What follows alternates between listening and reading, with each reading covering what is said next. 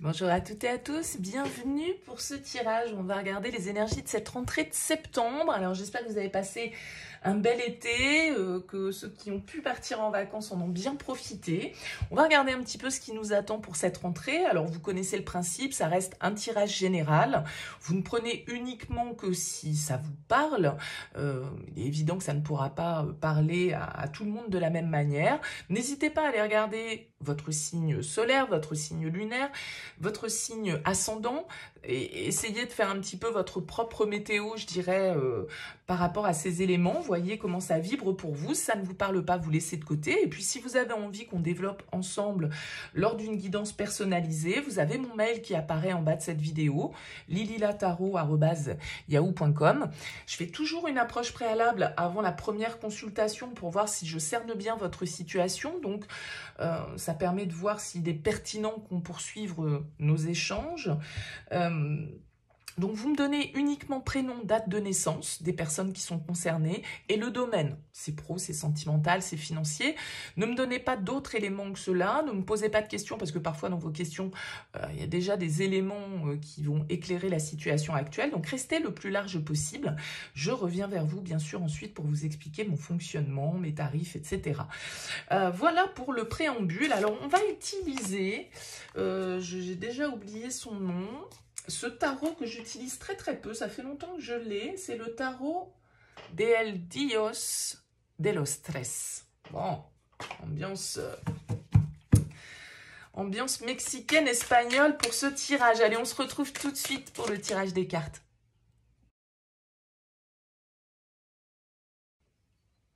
Bienvenue les poissons pour les énergies de ce mois de septembre. On regarde ensemble d'ici votre énergie principale, votre objectif, votre force, le défi, le conseil, votre vie active, votre vie relationnelle, votre vie intérieure et comment vous sortez de ce mois de septembre. Alors, vous avez en dos de deck la carte du 3 de denier. Alors, on peut nous parler ici on peut nous parler de travail, on peut nous parler d'apprentissage, de construction. On est en train d'essayer de bâtir quelque chose avec le 3 de denier. C'est une carte qui va nous parler de collaboration, de communication, d'entraide, comme je le disais, d'évolution, d'apprentissage, de transmission.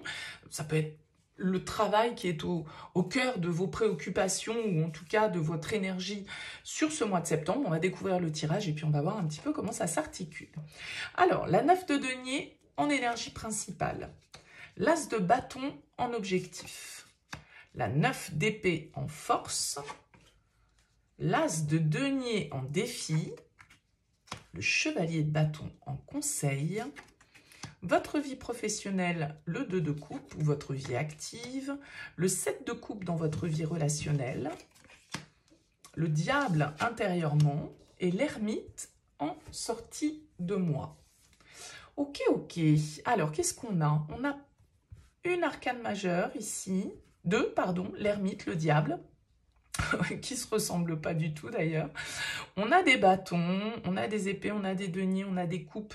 C'est un tirage qui est assez équilibré. Alors, on commence par le commencement avec ce 9 de denier. Le 9 de denier, il va me dire que vous êtes concentré sur l'acquisition, sur vos richesses, sur votre patrimoine, sur votre développement, sur votre autonomie, votre indépendance, sur l'envie de profiter également avec le 9 de denier. On nous parle avec cette carte de se sentir estimé, de se sentir,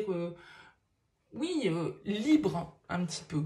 Et puis de se sentir abondant aussi avec le 9 de denier. Alors, ça peut être lié à la matière, vraiment, en tant que telle. Ça peut être lié à un besoin de s'émanciper, un besoin de... Parce que vous avez quand même ici l'ermite qui fait écho, donc il y a ce côté vraiment solitaire, solitude, repli, concentration sur soi, en fait, avec le 9. Un peu d'égoïsme, entre guillemets, mais pas forcément mal placé ici, c'est-à-dire qu'on pense à soi et on se met au centre de ses préoccupations. Vous avez un as de bâton en objectif, ça veut dire quand même que là, vous souhaitez qu'il y ait quelque chose de nouveau, vous souhaitez exploiter une nouvelle idée, vous souhaitez faire un premier pas dans une nouvelle direction. Les as sont toujours symboles de potentiel que l'on développe, et avec le bâton, c'est une action, c'est quelque chose qui c'est un petit peu comme si on allumait l'interrupteur avec l'as de bâton. Voilà, c'est bon. Allez, c'est parti, let's go, j'y vais, je fonce, je suis déterminée, j'ai les moyens d'eux avec le 9 de denier, parce que on a acquis déjà quelque chose quand on est dans le 9 de denier, on n'est pas débutant. Et avec l'as de bâton, eh bien, vous avez envie d'agir. Vous avez envie de mettre en place vos idées, vous avez envie de les exprimer, vous avez envie d'écouter votre instinct, votre passion, vos pulsions. C'est tout à fait possible avec le diable ici intérieurement. On sent que vous pouvez avoir une énergie un petit peu comme ça de désir, d'impulsivité, pourquoi pas, mais pas forcément, encore une fois, mal placée. D'autant que vous avez des bâtons en conseil, donc j'ai l'impression qu'on vous invite à l'action, on vous invite à écouter ce feu qui est en vous, peut-être tout en essayant de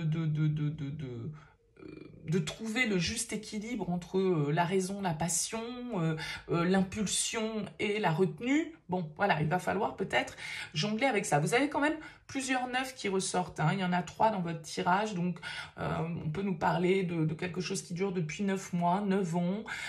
C'est, comme je le disais, pour moi, le chiffre aussi de l'indépendant, de l'autonome, d'une étape qui est en train de se clôturer, hein. On le voit ici, vous avez des 9 et puis vous avez un as en objectif. Alors peut-être que vous souhaitez sauter cette 10e case et que ça va peut-être pas être possible, qu'il va falloir tout compte fait passer par cette étape. En tout cas, vous avez en force la 9 d'épée, c'est plutôt bien qu'elle sorte là, parce que c'est une carte qui nous parle de peur, c'est une carte qui nous parle d'angoisse, c'est une carte qui nous parle de pessimisme, elle vient en force. Ça veut dire que, justement, vous avez réussi à dépasser certaines pensées limitantes, certaines culpabilités que vous portiez. Vous n'avez plus peur d'agir, j'ai l'impression. Vous n'avez plus peur d'agir, les poissons, sur ce mois de septembre. Vous vous êtes libérés de certaines limites. Et vous dépassez, en fait, là, quelque chose au niveau mental. Peut-être que vous avez été dans une période de votre vie un petit peu déprimée avec cette 9 d'épée, un petit passage à vide, et que là, bah, justement, ouais, vous avez compris, en fait, que c'était à vous d'agir, que vous aviez les moyens d'eux, que vous aviez l'expérience, que vous aviez les ressources, que vous aviez, en fait, tout ce qu'il fallait déjà en vous pour pouvoir aller dans le sens de vos désirs. Alors, le défi, c'est un as. Vous avez un as en objectif et vous l'avez également en défi. Donc ça veut dire que l'idée est là, l'envie est là, l'impulsion est là, l'énergie est là. Ce qui peut éventuellement peut-être faire défaut, c'est concrétiser les choses. C'est que l'envie, ok, le potentiel, il n'est peut-être pas encore face à vous, en fait, avec cet as de denier. L'as de denier, il peut nous parler de retard en blocage, il peut nous parler d'un potentiel qu'on ne peut pas exploiter pour le moment, il peut nous parler d'une offre qui n'est pas encore concrète. Elle est dans les tuyaux, mais elle n'est pas encore concrète. Vous voyez ? Donc, avec cet as de denier, il y a l'idée de concrétiser ce nouveau potentiel, cette nouvelle idée, ce nouveau désir. Peut-être que c'est un manque de moyens, mais j'en suis pas sûre avec un 9 de denier. Ça peut être l'occasion, en fait, qui vous manque pour le moment.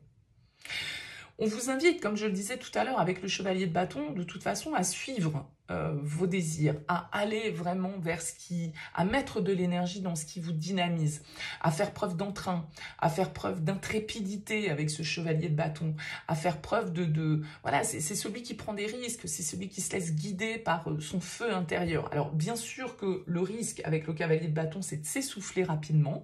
Donc, il faut toujours essayer, comme je le disais, de canaliser. C'est-à-dire que vous allez devoir trouver ce juste milieu entre ce diable et cette ermite, pour moi, un peu. D'accord ? Alors, au niveau de votre vie active, on a le 2 de coupe. Alors, il peut y avoir plusieurs possibilités. Le 2 de coupe, il nous parle d'un partenariat, d'une association, d'un contrat. Il peut nous parler d'un couple. Peut-être que vous travaillez voilà, avec votre compagne ou votre compagnon. Il pourrait nous parler d'une rencontre au niveau professionnel aussi, pourquoi pas. En tout cas, on a envie de s'unir, on a envie de collaborer, on a envie de communiquer, on a envie de s'associer, on a envie de partager, on a envie d'échanger, en fait, avec le 2 de coupe. D'accord ? Donc, ça peut être lié à l'affect, mais ça peut être aussi un partenariat harmonieux ou un partenariat qui est au cœur de votre vie professionnelle sur ce mois de septembre.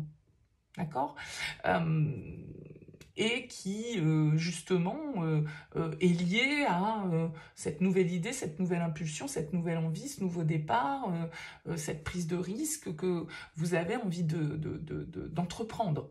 Peut-être que ça impacte également l'autre si vous êtes en couple.